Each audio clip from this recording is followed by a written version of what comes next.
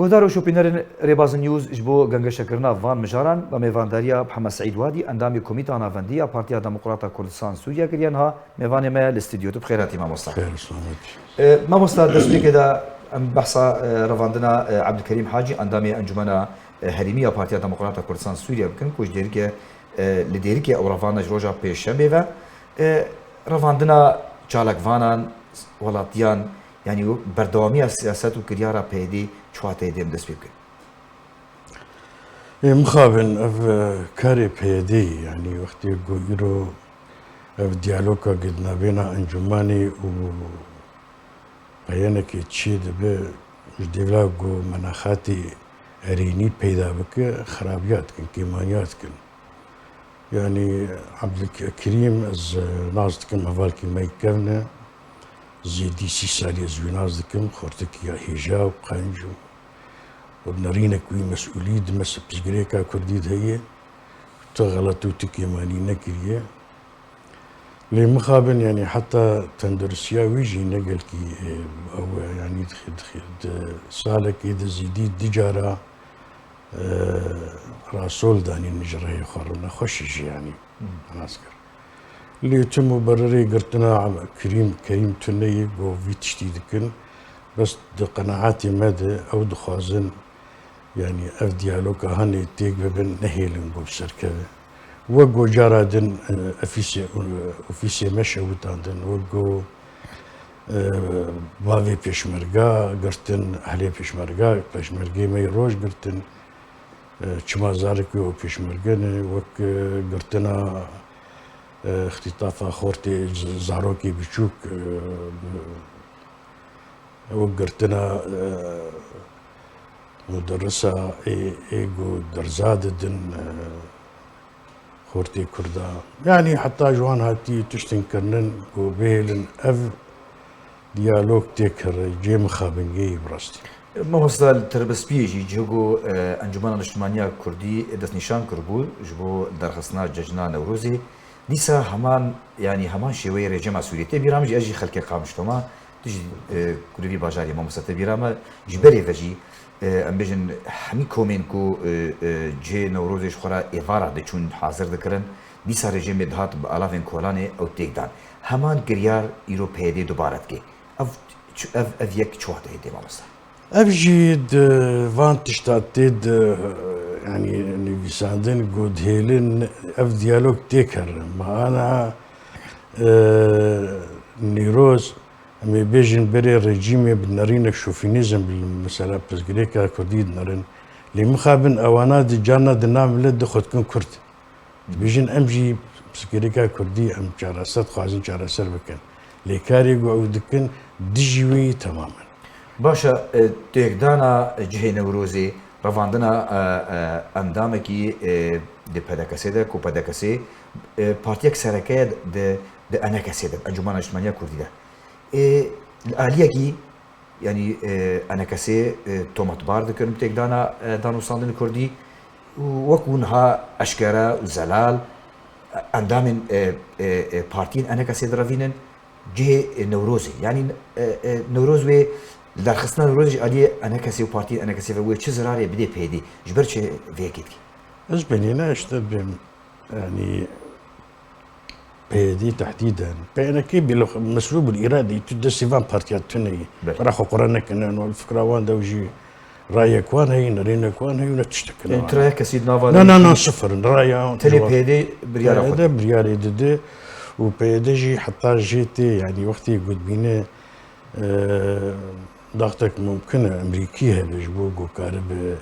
بديالوكي بسرخي نجبرجو برجواندية قال لي كردي قافاجو هالوستك نافي كردي هالوستك شيء د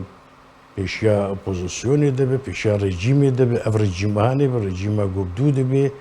يعني دبي هالوستك كردي هبه يعني ككرد عواشتكن دفردي قافاجو ضغطك موقفك يهفش شيء بدي بسجريكا كردي ده وام يعني بلكي ام ناخذن ام زيد تلجرام بكن وانا ناخذن افتسانا على السري ديار يعني وبريار واجي ندستي هذا بريار وان دائما يجدر في سوري جوارتي هجر كردي السوري ام خاب يا ام بدور الديالوج الباي ما بيجي انا قال لك انجما ليه بريار نجمانه خويا تي خويا كانوا نجمانه يعني تشمو برر قد دوسا نيروزي باش نيروزي ججنك نتوي كردي سر كارنكاري كردستاني يعني بس تمشي ابو ماموستا يعني درخصنا النوروزيش عليه قال كرد فاش عليه انا كسيفا بارتيين وينافا چه زرار دي بيدي چه زرار دي غيري جو بيتر قال كرد نتويا خد تفقريدان او نافيه او دعوه ديمقراطيه وقوميتي بين تشتكي مزبله التاريخ ومزام تشاو يعني نريني وان يعني براستي وبسردجي وقلت انه باختياجي بك انه والله انك سيفي تشتيت كي اللي مخابج قبلس خراب تردكن يعني تشتيق اوسر انك سيد بيجن تشتيق اوسر عرديدكن يعني مراك بيتر غازناش كيت كنا جواندك جيفان كسي سربخوا ابي خد كرو شمبير ابي خد كزك اشي قال كرد فانت اشتغلت شافي ياخذ بينا بيه الوسط شما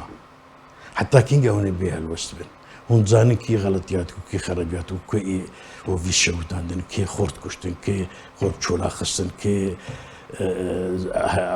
مالباتي بيشمرقا قرتن يعني هو بيشمر شافي ياخذ بينا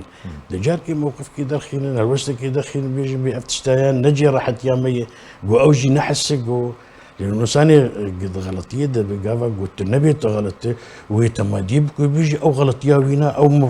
هو الوسطى وينا وجهه نظرك يعني بس نابا بايا هيك تذكرك كردي دك لازم دي مسائل تويده ام خلافا حزبي شبه مشكلات مظن يعني نو بروبلم يعني بيجي حتى ده بارتياتي دا مزرانتن حطاني انها ام جهف خيدين كتن خلافاتها ام جهف جوابن وكوكين بس روكي رجع ما تعدل هف نكري وما صوتاك لف نقصتي وما تشتيولو خرات حق در حق هف نكري يعني تجاري افكار ابدا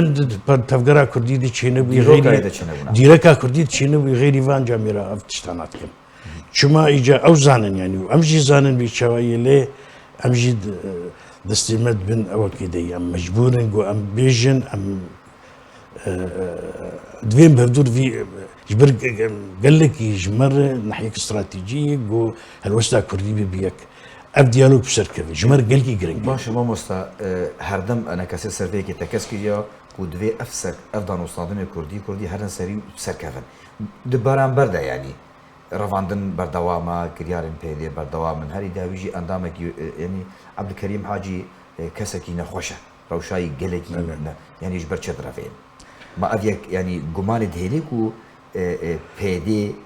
ارمان جادانو ساندنا دكي يانا تفقو امزانن ايجو خدي بريار وخدي رول دنافوان دتخوازن دي ديالوكي تيك ببن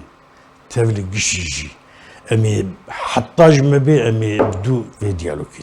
وني رشد بن سرداخ ابدا ام بقى بالنسبه ما خيارك استراتيجيه في اف ديالوج الوسطى كردي بيك مقابلي دجمني كردا شي اوبوزيسيون مش ريجيم يعني دو اوبوزيسيون بخد قال لك وقت يقو ام الوسطى ما جفكتي وخراب او جيب بسبب غلطي وتيكرن جانا دناف كردا دي ايجو او بخدكن بي كردا بخد عيرين يعني جبو في تشتي اف ديالوج بسركه هالوسطى كردي بيك